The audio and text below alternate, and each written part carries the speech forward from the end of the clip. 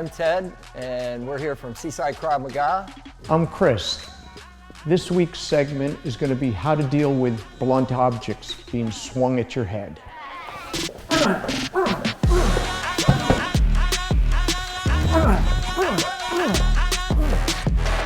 I want your hands to get ahead of your legs.